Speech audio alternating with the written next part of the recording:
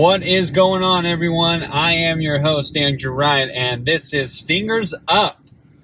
That's right, folks. It is Stingers Up another week, and we are going to be talking about Sanger West Hornets versus the McLean Highlanders.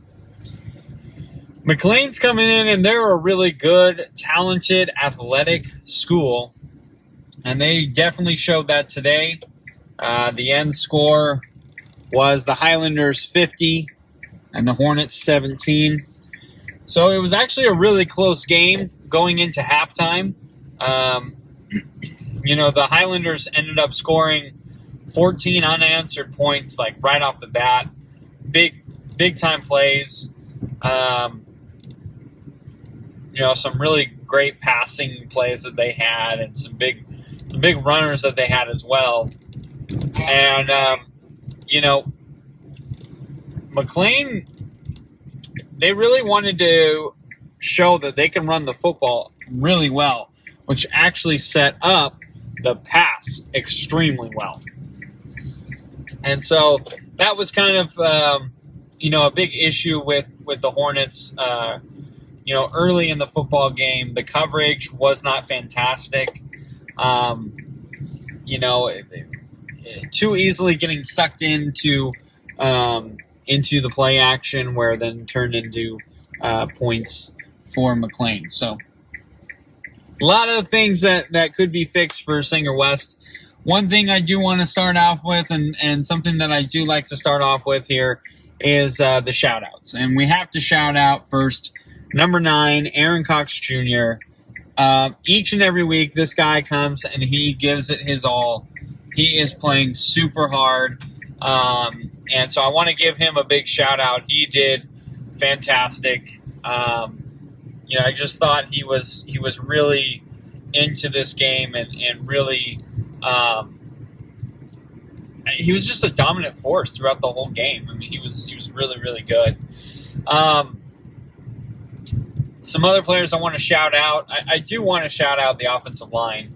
For all intents and purposes, it wasn't a great game for the offensive line, but they gave Brendan a lot of time to throw most of the time. But I feel like the coverage for McLean, they really sat back and just said, I dare you to make a play. And so a lot of the times when Brendan was throwing, every guy is double covered. And so they're daring the Hornets to run the football, and we ran pretty effectively. And another shout out I want to give, so we've gone Aaron Cox Jr., offensive line. Someone I also do want to shout out was Vincent Yang.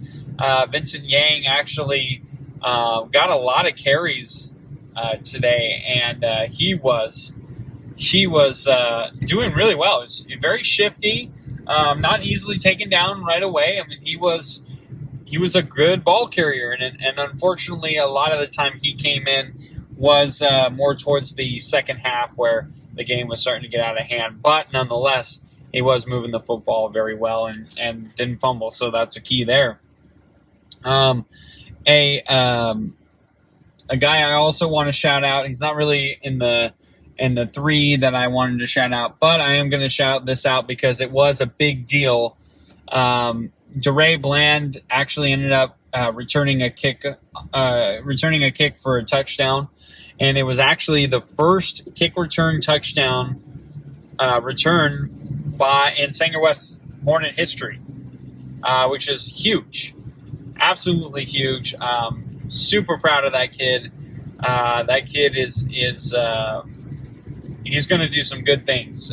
Like I said, he is an absolute athlete, one of the most athletic guys I've ever seen, and he's gonna continue to be that type of a kid. So big shout out to him. But the 3 I wanted to shout out today, like I said, Aaron Cox Jr., the offensive line, and Vincent Yang really had really good games today. So let's talk about really what happened in the game. But you know what? Before we get into that, let's talk about what the event was today. It was a little emotional for myself, getting to know a lot of these kids over the years. So senior night tonight, and over the years I've I've talked to these kids. I've met with these kids. I've gotten to know them. And, these senior nights are not getting any easier. Last year, it was pretty emotional. There were some kids that I had really grown to know and like, and, was hoping for the best for them. And, now this year, I've had an extra year to get to know these kids. So, it's very emotional. And one kid in particular, and I am going to shout him out because, he's a kid that I talk to every single day. And that's Jesus Andrade.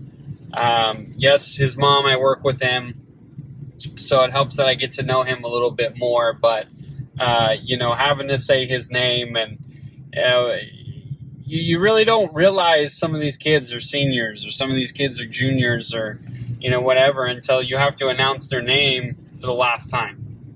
And that was really really unfortunate. I was getting a little emotional, and luckily I had to just keep reading. I mean, we had a total of 44 seniors tonight that were introduced. That was between band, color guard, cheer, and football. So a lot of kids. But man, that was a hard one. Not gonna lie to you. So we're gonna talk about the football game now. So the McLean Highlanders end up scoring 14 unanswered points, like right off the bat. And so it was kind of looking doom and gloom a little bit. But then the Hornets started getting back on track, and they ended up scoring 14 unanswered points to tie the game. So it's 14-14. McLean ends up getting the ball back, driving down the field, marching down, scoring a touchdown. So it's 21-14. And then, I'm sorry, not 21-14. They missed the extra point. So then it's 20-14.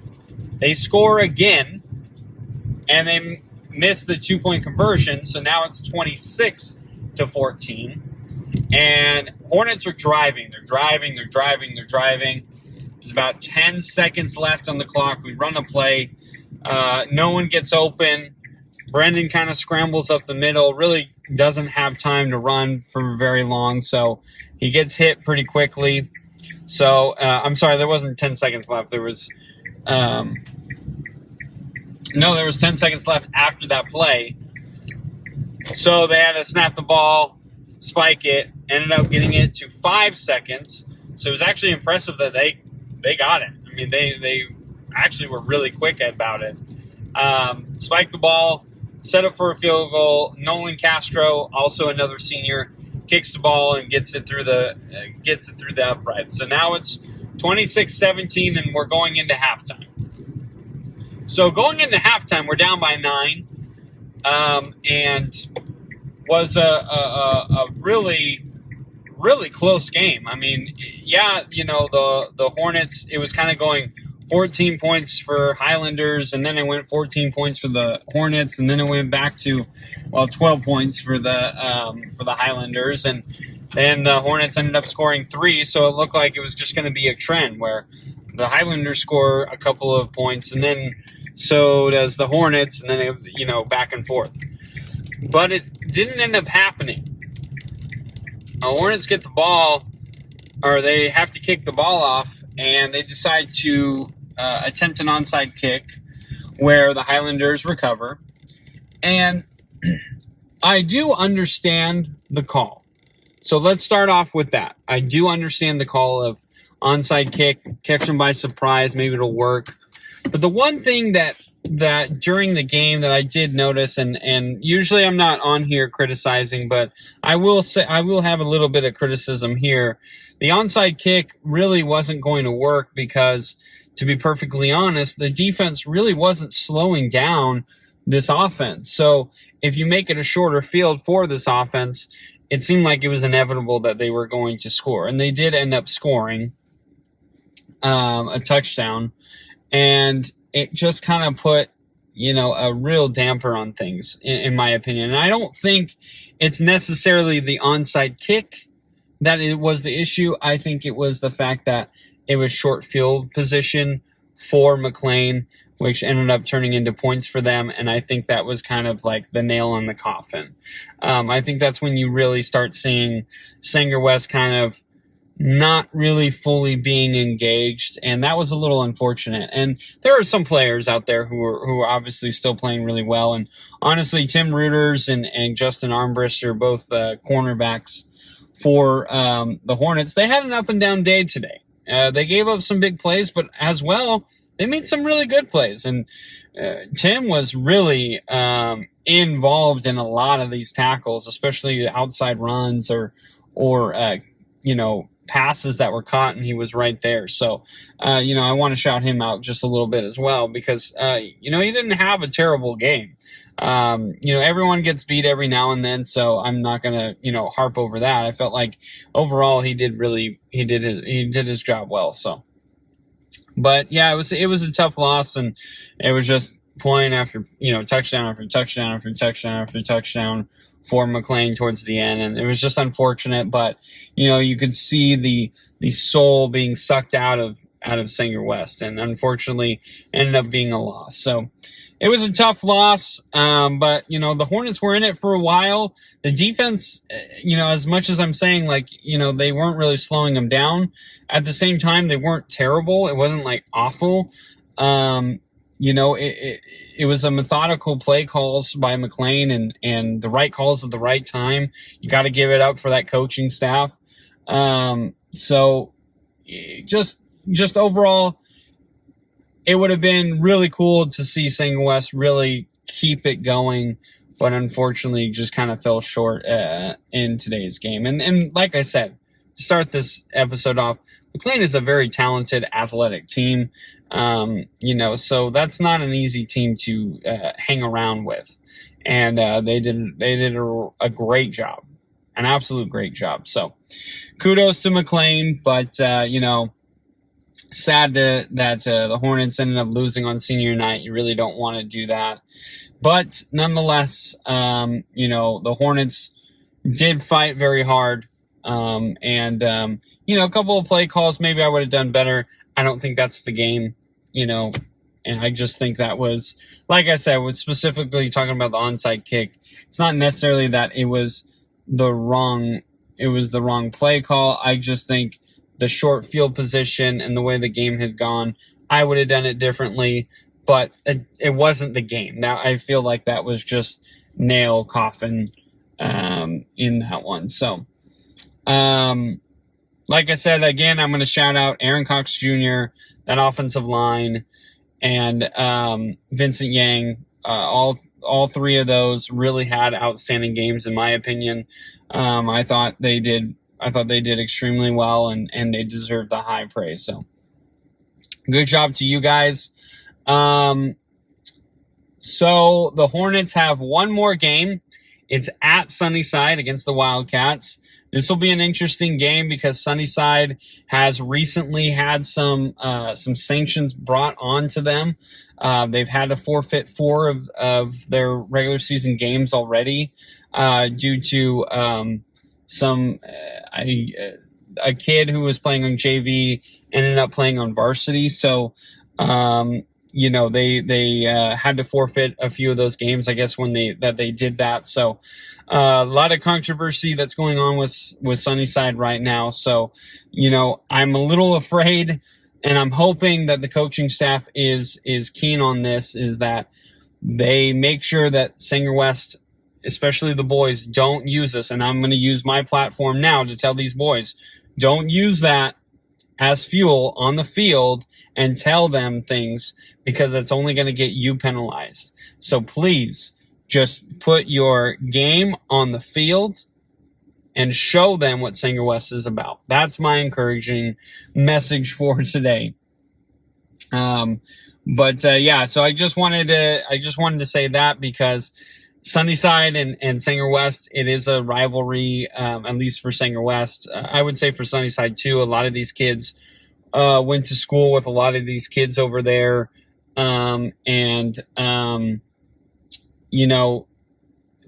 the school lines up, both schools, and like the boundaries and stuff for where kids go, it is very close in proximity. So this is kind of a rivalry game. It's going to be in Sunnyside, so it will be very interesting.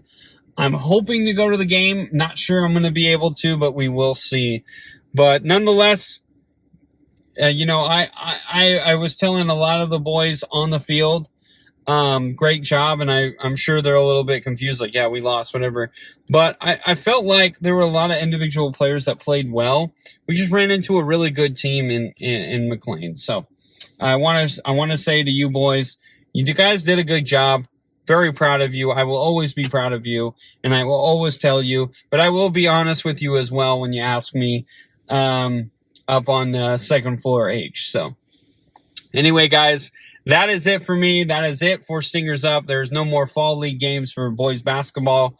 Now we have to look forward to getting that season started. So I'm looking forward to having that. But next week we will have another Stingers Up episode talking about the Singer West and Sunnyside football game. So thank you guys so much for joining me. I am your host, Andrew Wright. This has been Stingers Up.